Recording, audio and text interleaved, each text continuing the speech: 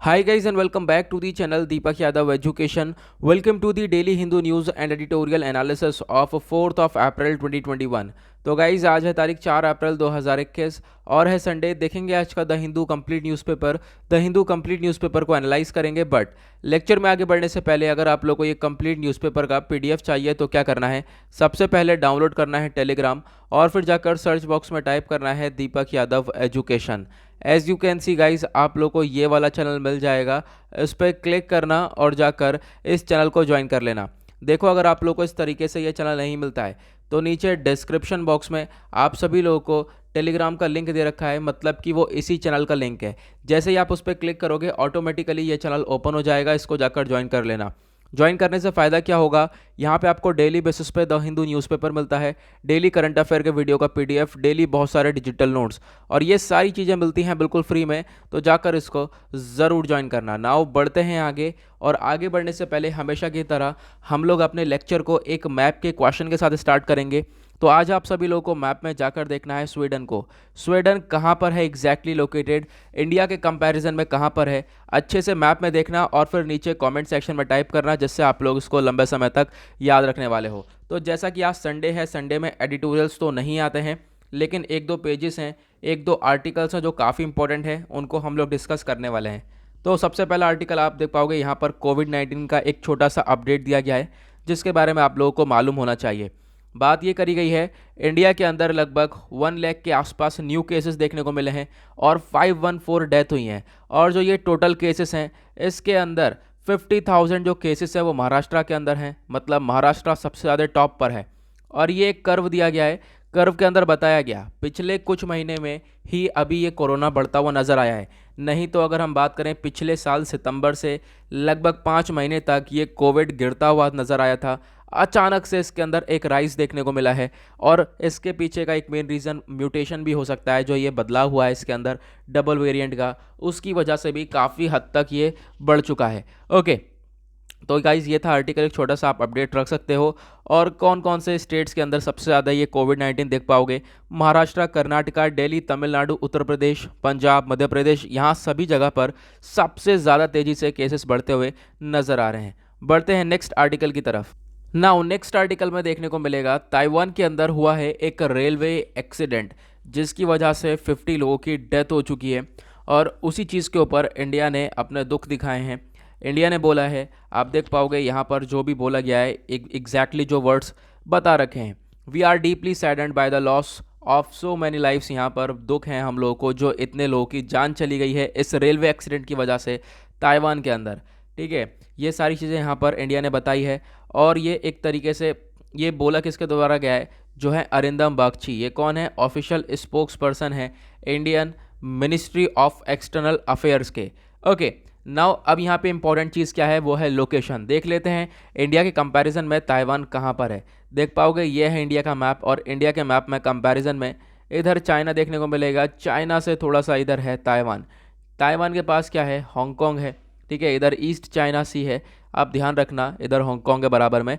India की comparison में Taiwan यहाँ पर है, यहाँ पर ये रेल एक्सीडेंट देखने को मिला है। ओके, नाउ आगे बढ़ते हैं नेक्स्ट आर्टिकल की तरफ। अभी कुछ टाइम पहले से ही क्या हो रहा था, जो हमारे प्रेसिडेंट हैं रामनाथ कोविंद जी, इनकी हेल्थ काफ़ी ज़्यादा ख़राब थी। ठीक है, ये एक बाईपास सर्जरी से निकल रहे हैं। तो अब यहाँ पर ये एग्जैक्टली बताया गया है जो इनकी हेल्थ है वो काफ़ी इंप्रूव हो चुकी है, उसके बारे में एक छोटा सा अपडेट दिया गया है। तो जैसा कि मैंने बताया, संडे में ज़्यादा अच्छे इतने इंपॉर्टेंट आर्टिकल्स नहीं हैं। अभी जो एक दो आर्टिकल्स हैं ना, वो लास्ट में दे रखे हैं। इन्फ्लेशन के बारे में हम लोग पढ़ने वाले हैं इस आर्टिकल के अंदर, आरबीआई के बारे में थोड़ा सा पढ़ेंगे। ठीक है, और H1B वीज़ा के बारे में हम लोग थोड़ा सा देखने वाले हैं। लेकिन उससे पहले एक और आर्टिकल आता है, ये वाला। ये काफ़ी दिन से न्यूज़ के अंदर था। यहाँ पे आप देख पा रहे होंगे, पाकिस्तान से रिलेटेड आर्टिकल है। हुआ क्या है, जो पाकिस्तान के पीएम है इमरान खान, इनके द्वारा बताया गया कि अभी इंडिया के साथ कोई ट्रेड वगैरह नहीं करा जाएगा। अभी आप लोगों को मालूम है, हाल ही में बहुत सारी न्यूज़ आ रही थी। पहले तो भाई 31 मार्च को इन्होंने अनाउंस किया कि ये भारत से कॉटन और शुगर को इंपोर्ट करने वाले हैं। ठीक है, क्योंकि इनके यहाँ कॉटन और शुगर, कॉटन तो उगाया जाता ही नहीं है, बहुत कम उगाया जाता है, और जो शुगर है उसके प्राइसेस बहुत ज़्यादा हैं। तो इसकी वजह से यहाँ पर ये लोग इंडिया से इंपोर्ट करेंगे, ऐसा यहाँ पे डिसीजन लिया गया था। लेकिन उसके अगले दिन ही 1 अप्रैल को अप्रैल फुल बना दिया सबको इन्होंने इन्होंने बोला कोई ट्रेड वगैरह नहीं होगा जब तक इंडिया आर्टिकल 370-35A को रिस्टोर नहीं करेगा जम्मू कश्मीर में, तब तक जो है ये लोग ट्रेड नहीं करेंगे, ऐसा इनके द्वारा स्टेटमेंट दिया गया। यानी कि पहले ट्रेड करने के लिए बोला गया, देन उसके बाद ट्रेड ना करने के लिए बोला गया। तो अभी जो सिचुएशन है वो भी यहाँ पर नो ट्रेड विद इंडिया की है। ओके, जो पाकिस्तान का कैबिनेट है उसने पूरा का पूरा ये प्लान को रिजेक्ट कर दिया था, बोला है जब तक कश्मीर के अंदर आप रिस्टोरेशन नहीं करोगे तब तक जो है ये हम लोग ट्रेड नहीं करेंगे। ओके, मत करो। और उसके बाद नेक्स्ट यहाँ पे आप देख सकते हो, जैसा मैंने बताया कॉटन और शुगर को लेकर बातचीत करी गई है। तो आई होप आप लोगों को यहाँ पर ये क्लियर हो गया होगा। ये सारी चीज़ें देखो आप कितने लंबे प्रोसेस वे में समझाया है, सीधे शब्दों में हमने ख़त्म कर दिया। मैंने अभी बताया ना इन्होंने यू टर्न ले लिया, तो देखो यू टर्न लेते हुए इन लोग कहाँ तक पहुँचे, यहाँ पर जाके यू टर्न लिया है। ठीक है, तो यहाँ पर बहुत सारी चीज़ें हैं जो फालतू की भी हैं, जो कि आपके लिए इंपॉर्टेंट नहीं है। तो यहाँ पर हम लोगों ने चलो इसको कर लिया है कवर। इसके बारे में एक आइडिया रखना, ठीक है। नाउ आगे बढ़ते हैं नेक्स्ट आर्टिकल की तरफ, आएंगे पेज नंबर 10 की तरफ, दैट इज़ वर्ल्ड सेक्शन। दुनियादारी में क्या चल रहा है, सबसे पहले देखो म्यांमार तो हमेशा यहाँ पर काफ़ी टाइम से ही है। लगभग 1 फरवरी को म्यांमार के अंदर मिलिट्री कू देखने को मिला था, तब से म्यांमार न्यूज़पेपर के अंदर से हटा नहीं है। ओके, वो क्या रहा है, म्यांमार के अंदर जो डेथ वगैरह है वो काफ़ी तेज़ी से बढ़ रही है। जैसे जैसे प्रोटेस्ट बढ़ रहा है वो भी काफ़ी हद तक लोगों की डेथ भी होती जा रही है। म्यांमार के अंदर क्या चल रहा है, बेसिकली 1 फरवरी को वहाँ पर हो गया था मिलिट्री को, यानी कि तख्ता पलट देखने को मिला था। जो मिलिट्री है, मिलिट्री ने अपने रूल में सारी चीज़ें ले ली थी। आज के टाइम पर म्यांमार पूरी तरह से कंट्रोल में है मिलिट्री के, तो आप ये कह सकते हो। यानी कि जो डेमोक्रेसी वगैरह है वो ख़त्म कर दी गई है। पहले यहाँ पे डेमोक्रेसी हुआ करती थी, लेकिन अब यहाँ पर ये इस तरीके से मिलिट्री कू देखने को मिला है, तो डेमोक्रेसी भी ख़त्म कर दी गई है। लेकिन जो वहाँ के लोग हैं वो ये नहीं चाहते बिल्कुल भी कि वो मिलिट्री गवर्नमेंट के अंडर में रहें। लोग प्रोटेस्ट कर रहे हैं, लोगों का कहना है हमें वापस से अपनी कंट्री के अंदर डेमोक्रेसी चाहिए। तो इस तरीके की प्रॉब्लम्स देखने को मिल रही हैं, उसी वजह से लोग प्रोटेस्ट कर रहे हैं और काफ़ी हद तक लोग सड़कों पर निकलकर प्रोटेस्ट कर रहे हैं। और उसकी वजह से जो पुलिस वाले हैं और जो प्रोटेस्टर्स हैं उनके आपस में क्लैश देखने को मिल रहा है और काफ़ी हद तक लोगों की जान जा रही है। आई होप आप लोग को ये क्लियर हो गया। देखो बार बार समझाना पड़ जाता है क्योंकि 150 से 200 डेली सब्सक्राइबर्स जुड़ते हैं और डेली आप कह सकते हो और भी ज़्यादा मेंबर्स इसके अंदर इंक्लूड होते हैं, तो उसकी वजह से यहाँ पर डेली बेसिस पे बताना पड़ जाता है। नेक्स्ट आप देख पाओगे, बाइडन ने हटा दिया है ट्रंप के सैंक्शन। ट्रंप ने अपने सैंक्शंस लगाए थे कहाँ पर, इंटरनेशनल क्रिमिनल कोर्ट के ऑफिशियल्स के ऊपर। यानी कि 2 टॉप के ऑफिशियल्स हैं इंटरनेशनल क्रिमिनल कोर्ट के ऊपर, उसके 2 टॉप के ऑफिशियल्स हैं, उनके ऊपर जो है डोनाल्ड ट्रंप ने सैंक्शंस इंपोज कर दिए थे। नाउ जो बाइडन ने उन सैंक्शंस को हटा दिए हैं, वो यहाँ पर न्यूज़ बताई गई है। नाउ नेक्स्ट एक इम्पॉर्टेंट क्वेश्चन है यहाँ पर जो आपके लिए है, इंटरनेशनल क्रिमिनल कोर्ट इसका हेडक्वार्टर कहाँ पर है, नीचे कमेंट सेक्शन में बताना, ठीक है। यहाँ पर बेसिकली ये न्यूज़ ही मैंने इसको हाईलाइट इसलिए किया है ताकि आपसे ये क्वेश्चन पूछ सकूँ। तो इसका हेडक्वार्टर कहाँ पर है, ये पहले बहुत सारे एग्जाम में ये क्वेश्चन पूछा गया है और इसको आप लोगों को बताना है, नीचे कमेंट सेक्शन में इसका आंसर ज़रूर करना। आते हैं नेक्स्ट आर्टिकल की तरफ, यहाँ आप देख पाओगे नेक्स्ट पेज पे बताया गया है what is driving the second wave in India. यानी भारत के अंदर आप देख पाओगे आज के टाइम पर क्या है, सेकंड वेव यानी दूसरी लहर है कोरोना की। ठीक है, बेसिकली यहाँ पर बोल दिया गया है क्या इसके पीछे का रीज़न है। ठीक है, चलो मैं आपको बताता हूँ। सबसे पहले हम लोग धीरे धीरे चीज़ों को डिस्कस करने वाले हैं, 1-2 पॉइंट्स देखेंगे जो कि आप लिख सकते हो अपने एग्जाम के पॉइंट ऑफ व्यू से। फिलहाल यहाँ पे ज़्यादा इंपॉर्टेंट नहीं है, बस आपको मालूम होना चाहिए किस वजह से जो है ये सेकंड वेव देखने को मिला है। देखो अभी क्या हो रहा था ना, पिछला जो हमारा साल है पूरी तरह से जब हमने लॉकडाउन लगाया था तो भी जो केसेस हैं वो लगातार बढ़ते हुए नज़र आ रहे थे। जैसे हमने फिर लॉकडाउन हटा, अब लॉकडाउन हटा, काफ़ी हद तक चीज़ें खुली हुई थी। फिर सितंबर के बाद से देखोगे, सितंबर से लगभग अगले 5 महीने तक, पिछले साल के सितंबर की बात कर रहा हूँ, उसके आने वाले अगले 5 महीने तक डेली बेसिस पे केसेस गिरते रहे, डाउन होते रहे। इससे क्या साबित होता है, जो लॉकडाउन है हमारा वो फेल हो गया। ठीक है, लॉकडाउन लगाने का कोई फ़ायदा नहीं था। ऐसी बहुत सारी यूरोपियन कंट्रीज़ ने भी करके देखा है, तो लॉकडाउन का कोई बेनिफिट निकला नहीं है। ठीक है, नाउ अब नेक्स्ट हम लोग क्या देख रहे हैं कि अब जो है केसेस काफ़ी तेज़ी से बढ़ रहे हैं, अचानक से केसेस बढ़ रहे हैं। इसके पीछे का क्या रीज़न हो सकता है, इसके पीछे का रीज़न क्या हो सकता है, लोग थोड़े से लापरवाह हो गए। ठीक है, लोगों ने यहाँ पर आप कह सकते हो इन चीज़ों के बारे में सोचना छोड़ दिया है। जब पहले चीज़ें यहाँ पर ये ज़्यादा थीं तब ज़्यादा अच्छी तरीके से केयर करी जा रही थी। अभी बीच में भी ज़्यादा जब लॉकडाउन खुला है अचानक से तो ज़्यादा केयर करी जा रही थी। लोग निकल रहे थे, मास्क लगा के निकल रहे थे, फिजिकल डिस्टेंसिंग थी, बहुत सारी चीज़ें फॉलो अप करी जा रही थी। ठीक है, बहुत सारी चीज़ें बहुत से लोग तब भी नहीं फॉलो कर रहे थे, लेकिन आज के टाइम पर ज़्यादा लापरवाही की वजह से ये कोविड फैलता हुआ नज़र आ रहा है। दूसरा जो है सबसे इम्पॉर्टेंट चीज़, म्यूटेशन, यानी कि कोविड के अंदर डबल म्यूटेशन देखने को मिला है, यानी कि इंडियन वेरिएंट देखने को मिला है। अभी हाल ही में क्या हुआ था, ऐसे ही यूके के अंदर एक वेरिएंट देखने को मिला था B1.1.7 करके, और फिर उसके बाद साउथ अफ्रीका के अंदर एक नया वेरिएंट देखने को मिला। उसी तरीके से भारत के अंदर भी कुछ वेरिएंट्स देखने को मिल गए, और भारत के अंदर क्या हुआ है कि एक ही कोरोना के अंदर डबल म्यूटेशन हुआ है, डबल बदलाव हुआ है। अब ये बदलाव कहाँ पे होता है मैं अभी आपको बताता हूँ। म्यूटेशन मतलब क्या होता है, जीन के अंदर चेंजेस होना। जीन क्या होते हैं, बेसिकली डीएनए आरएनए, ठीक है, उनके अंदर बदलाव होना। तो यहाँ पे आप देख सकते हो इस तरीके से कोरोना का स्ट्रक्चर है, बेसिकली इस तरीके से नहीं है, मैं आपको बता रहा हूँ। ठीक है, तो जो इसके स्पाइक्स हैं उन स्पाइक्स के अंदर ये बदलाव हुआ है। ठीक है, ये स्पाइक्स के अंदर बदलाव हुआ है, और ये जो म्यूटेशन है इसकी वजह से जो यूके के अंदर अगर हम बात करें, यूके के अंदर जो कोविड-19 था वो और ज़्यादा इन्फेक्शियस हो गया था। हालांकि यहाँ पर अभी हम लोग और भी चीज़ें पता लगा रहे हैं इसके बारे में, लेकिन अंदाज़ा यही है कि जैसे ही इसके अंदर म्यूटेशन हुआ है उसकी वजह से ये कोविड-19 हम लोग को इंक्रीज़ होता हुआ नज़र आया है। दूसरा यहाँ पर सबसे बड़ा ये रीज़न हो गया है। ओके, तो आई होप आप लोगों को यहाँ पर ये क्लियर हो गया होगा। नाउ एट द लास्ट ये भी बोला गया है कि हम लोग को ज़्यादा से ज़्यादा स्टडीज़ की ज़रूरत है इस नए वेरिएंट की तरफ। ये वेरिएंट कितना खतरनाक है, ठीक है, क्या इससे प्रॉब्लम्स क्रिएट हो रही हैं, और आज के टाइम पर ये कोविड बड़ा है तो उसके पीछे का मेन तो रीज़न ये लग ही रहा है। तो इसके ऊपर स्टडीज़ वगैरह की काफ़ी हम लोग को ज़रूरत पड़ जाती है। उसके बाद नेक्स्ट आर्टिकल आता है ये वाला माइस माइंड के ऊपर। अब यहाँ पे क्या बोला गया है, जो माइंड है माइस का, यानी चूहे का जो दिमाग है, वो लगभग ह्यूमन के माइंड के आसपास ही है। ठीक है, तो यहाँ पे बोला जाता है बिल्कुल क्लोज़र है ह्यूमन के माइंड के आसपास। मतलब जैसे इंसान का दिमाग है वैसे उसकी तरह यहाँ पर कुछ दिमाग इसका भी होता है, माइस का भी होता है। ये सब कैसे बताया है, ये सब बताया एक न्यू स्टडी हुई है वॉशिंगटन यूनिवर्सिटी रिसर्चर के द्वारा। ठीक है, जिन्होंने स्टडी किया है how hallucinations take place in the brains of mice. अब यहाँ पर ये हेल्यूसिनेशन या हेल्यूसिनेशन क्या होते हैं मैं अभी आपको बताता हूँ।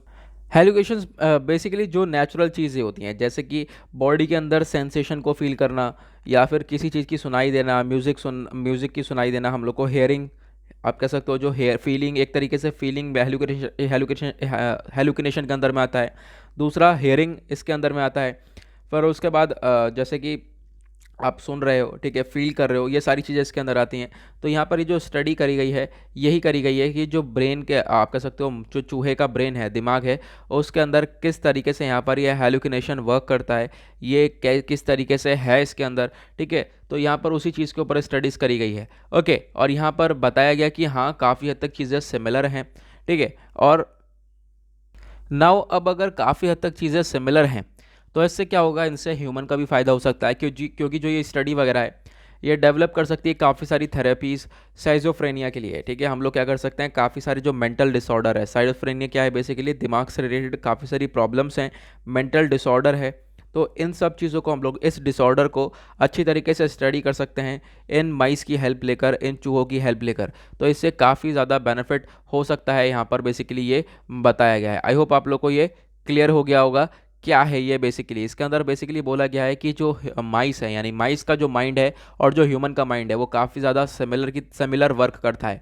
ठीक है, तो इसके बेसिस पर अगर सिमिलर वर्क करेगा तो हम लोग माइस के माइंड पर टेस्टिंग वगैरह करके काफ़ी अच्छी तरीके से और भी प्रॉब्लम्स को ट्रीट कर सकते हैं, जो कि ह्यूमन्स के लिए भी काफ़ी ज़्यादा फ़ायदेमंद होने वाली है। ओके, नाउ आते हैं नेक्स्ट आर्टिकल की तरफ। यहाँ पे आता है नेक्स्ट आर्टिकल, बात करी गई है रिवर्सिंग ऑफ बैन के बारे में। देखो, डोनाल्ड ट्रंप के टाइम में, डोनाल्ड ट्रंप ने अपने एरा में जो H1B वीज़ा है उसको बैन कर दिया था। नाउ अभी इसी बैन को जो है जो बाइडन अलाउ कर रहे हैं। ओके, नाउ अब यहाँ पर एक चीज़ हम लोग देखते हैं। सबसे पहले ये H1B वीज़ा क्या होता है बेसिकली मैं आपको बताता हूँ, फिर उसके बाद हम लोग आगे बढ़ेंगे।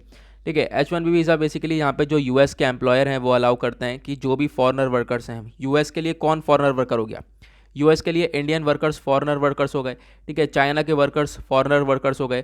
तो ये जो H1B वीज़ा है ये अलाउ करेगा इंडियन वर्कर्स को कि वो जाकर यूएस के अंदर आईटी सेक्टर्स के अंदर, आईटी कंपनीज़ के अंदर वर्क कर सकते हैं। ओके, तो इस वीज़ा को बैन कर दिया था ट्रंप ने। क्यों बैन किया था, कोविड-19 पैंडेमिक सबसे बड़ा रीज़न बताया गया था और ट्रंप ने बोला था कि अमेरिका के अंदर हम लोग जॉब सिक्योर करेंगे अमेरिकन लोगों के लिए।